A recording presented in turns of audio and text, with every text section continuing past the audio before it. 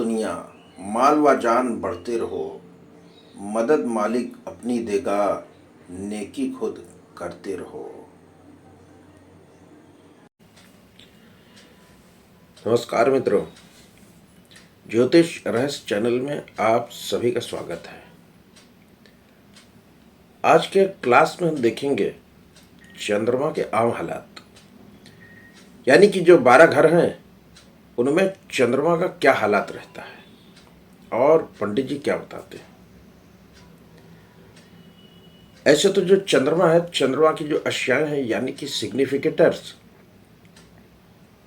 तो सबसे पहले चंद्रमा है शिव जी, हमारी माता, दादी, नानी, मौसी, ये सब चंद्रमा के अंतर्गत आते हैं।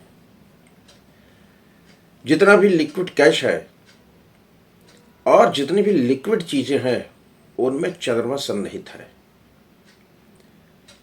ये जो हमारी खून की स्पीड है, जो खून दौड़ रहा अंदर, वो भी चंद्रमा है। चंद्रमा दिल का भी कारक है। दिल का जो खास करके बायां हिस्सा, वो चंद्रमा से देखते हैं। जिसका चंद्रमा खराब होगा, दिल से संबंधित रोग होगा। और चंद्रमा जो है हमारा कॉन्फिडेंस भी है। जैसे सूरज अच्छा होता है तो आत्मविश्वास बढ़ता है, कॉन्फिडेंस आता है, ऐसे ही चंद्रमा के अच्छे होने से भी कॉन्फिडेंस आता है। क्यों? क्योंकि जो चंद्रमा सूर्य की वजह से ही है। चंद्रमा का जो भाग प्रदीप्त रहता है यानी कि इल्यूमिनेट रहता है, जहां पर लाइट रहती है, वही चंद्रमा है, बाकी सब पत्थर है। अमावस्या आ गई, सारी लाइट खत्म हो गई, चंद्रमा जो है शनि के जैसा हो जाता। तो देखते हैं पंडित जी क्या कहते हैं कि चंद्रमा के जो आम हालात हैं।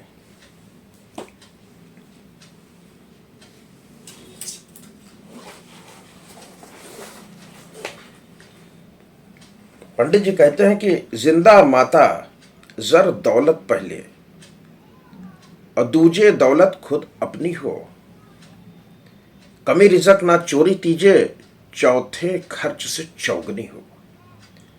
कि जिंदा माता जर दौलत पहले, अगर चंद्रमा खाना नंबर 1 में है तो जब तक माता जीवित हैं तब तक उस व्यक्ति को दौलत की कमी नहीं होगी।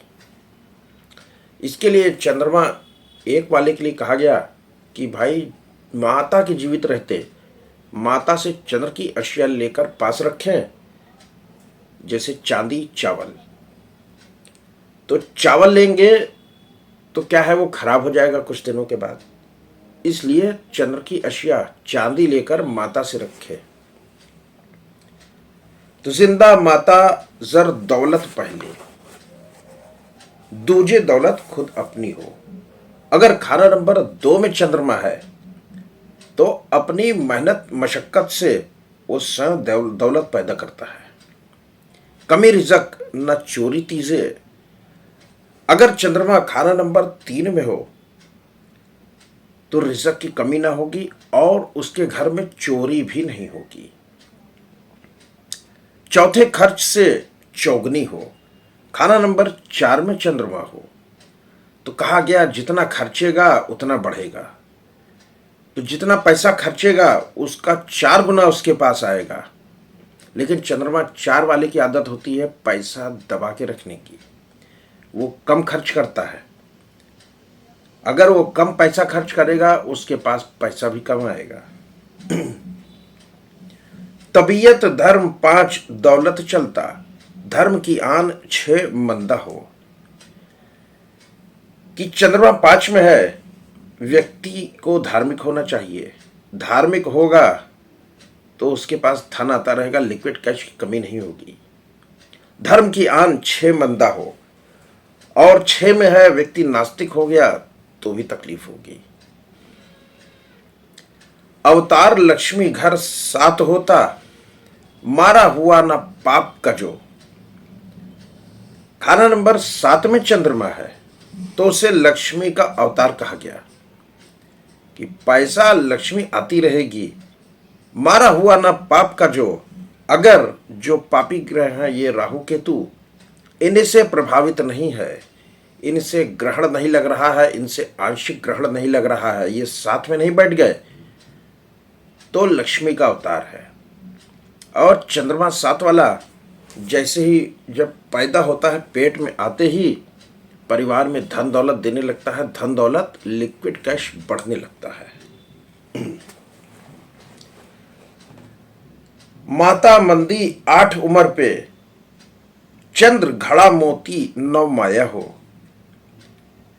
कि खाना नंबर 8 में हो चंद्रमा और खराब प्रभाव दे रहा, तो माता की उम्र पे भारी होता है। घड़ा मोती 9 माया हो और खाना नंबर 9 में है, तो उसको कहा गया कि घड़े भरे मोती ऐसा धन भर देगा। दुनिया पानी 10 जहरी समंदर, नाम मात्र घर 11 हो। दुनिया पानी 10 जहरी समंदर, यानी कि खाना नंबर 10, खाना नंबर 10 है शनि का, शनि है जहर, तो यहां पर चंद्रमा का पानी जहरीला हो जाता है। और नाम मात्र घर 11 हो, कि खाना नंबर 11 भी शनि का है, वहां पर चंद्रमा जो है नाम मात्र रह जाता है और बहुत ही कमजोर हो जाता है। आराम माया कुल दुनिया चाहती, कोई चाहे ना एक दुख को, कि ये जो दुनिया है यानी कि सभी लोग आराम चाहते हैं, ऐसा कोई भी व्यक्ति नहीं है जो दुख की आशा करता हो कि मुझे दुख मिल जाए। चंद्र 12 की चमक हो ऐसी, जले जलावे हर सुख को। और चंद्रमा जो 12 में होता है, तो खाना नंबर 12 का चंद्रमा यदि किसी व्यक्ति के कुंडली में है, तो ऐसा व्यक्ति जो है उसको सेटिस्फैक्शन नहीं मिलता है किसी भी चीज का, चाहे स्त्री हो, धन हो, मकान हो, भूमि हो, एसेट्स हो, उसके कुछ भी हो, और लाओ और लाओ और लाओ, ऐसा उसके मन में चलता ही रहेगा। चाहे जितनी दौलत हो जाए फिर भी वो सेटिस्फाई नहीं होगा। और जले जलावे हर सुख को, इस वजह से वो दुखी रहेगा। तो ये थे चंद्रमा 12 के आम हालात। और एक चीज पंडित जी ने यहां पर दिया है कि चंद्र का पानी और विद्या का टेवे वाले प्रभाव, कि चंद्रमा किस खाने में है तो कौन सा पानी। अब खाना नंबर 1 के लिए कहे, पंडित जी कहते हैं खाना नंबर 1 के लिए कि घर में रखे बर्तन या घड़े का अच्छा पानी, मीठा पानी। तो यहां पर मीठा पानी कहा गया जैसे कि आप घड़े में पानी रखते हैं तो उसमें मिट्टी के गुण मिल जाते हैं, वो पानी जो है आपके लिए लाभदायक हो जाता है और बहुत सारे मिनरल्स उसमें मिलते हैं जो आपके शरीर के लिए फायदेमंद है। तो खाना नंबर 1 में है अगर चंद्रमा, तो कहा गया कि घड़े का पानी। खाना नंबर 2 कि पहाड़ की जोर से निकलता हुआ उत्तम पानी, यानी कि जो पहाड़ों से जो झरने बनते हैं उनका पानी खाना नंबर 2 है। क्योंकि खाना नंबर 2 में आपने ग्रामर में भी पढ़ा था कि खाना नंबर 2 पहाड़ है, 9 12 9 2 4 का हिसाब। और खाना नंबर 3 में कहा गया कि रेगिस्तान का पानी या जंगल का पानी। खाना नंबर 4 में कहा गया कि चश्मे का मीठा पानी। चश्मा यानी कि जो पहाड़ों में चश्मे होते हैं, झरने हो गए, या चश्मे क्या है जो भूमि से स्रोत निकल रहा, वहां पर जो पहाड़ों में पानी है वो उसको चश्मा कहते हैं। तो चश्मे का जो है मीठा पानी खाना नंबर 4 को कहा गया। खाना नंबर 5 में है तो आबादी को हरा भरा करने वाली नदी का पानी होगा, अगर जिसकी कुंडली में खाना नंबर 5 में चंद्रमा है। तो वो जो आबादी के आसपास जो नदी है वहां का पानी। खाना नंबर 6 को पंडित जी कहते हैं कि पाताल का पानी, कुआं, जमीन के अंदर का पानी, यानी कि जो तालाब हो गया, कुआं हो गया, उसका पानी जो गर्त से निकल रहा है। खाना नंबर 7 मैदान और खेती की जमीन को हरा भरा करने वाला पानी, कि जैसे खाना नंबर 6 से जमीन से, पाताल से पानी तो निकाला, फिर उसको जो है किसान क्या करता है कि ट्यूबवेल लगाता है, खेतों में डालता है।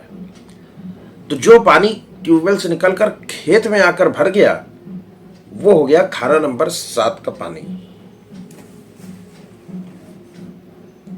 खाना नंबर 5 में कहा गया अमृत या जहर, ऐसा पानी, यानी कि ये जो कब्रिस्तान है, शमशान है, या कोई वीराना स्थान, वहां का जो जल है, वहां का पानी है, वो खाना नंबर 8 से देखते हैं। खाना नंबर 9 को कहा कि समुंदर का पानी। और खाना नंबर 10 पहाड़ों की रुकावट से बंद पड़ा पानी, यानी कि जो पहाड़ों के गड्ढे में जो गर्त होती है, उसमें जो पानी एकत्रित हो जाता है, कि बारिश हुई, झरना बना, या किसी झरने से आके झील का बन जाना, तो वो जो पानी रहता है झील का, पहाड़ों में इकट्ठा हुआ पानी, वो देखते हैं खाना नंबर 10 से, क्योंकि खाना नंबर 10 शनि का, और शनि है पहाड़।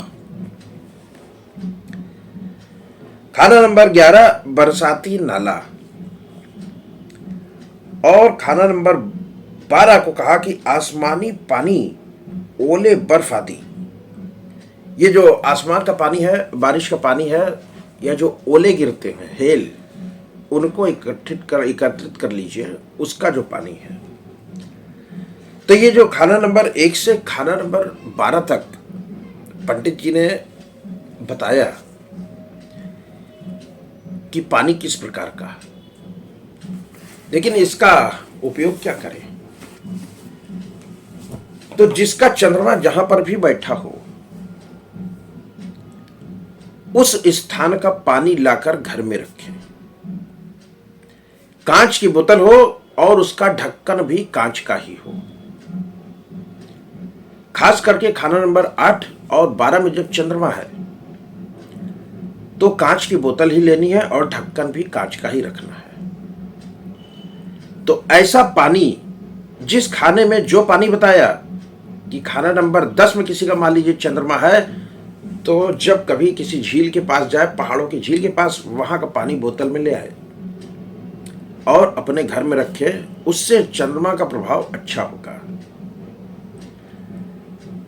या जैसे किसी का खाना नंबर 6 में चंद्रमा है, तो किसी कुएं का पानी लाए, किसी तालाब का पानी ले और बोतल में भरकर, कांच की बोतल में, कांच का ही ढक्कन हो, उसमें भर के रख ले। अब आपको कांच की बोतल, कांच का ढक्कन नहीं मिल पा रहा है, तो आप दूसरी बोतलों में भी रख सकते हैं, मगर वो रंग बिरंगी ना हो। लेकिन खाना नंबर 8 में है चंद्रमा और खाना नंबर 12 में है, तो कांच की ही बोतल चाहिए, कांच का ही ढक्कन चाहिए। ये जो केमिस्ट्री के लैब के जो केमिकल्स होते हैं, लिक्विड या जो तेजाब है, उसको कांच की बोतल और कांच के ढक्कन में लैब में रखा जाता है। वो वाली बोतल खरीदिए और चंद्रमा जहां पर कायम है आपका, वहां का पानी ले आके अपने पास रखिए, लिक्विड का की कमी दूर होगी।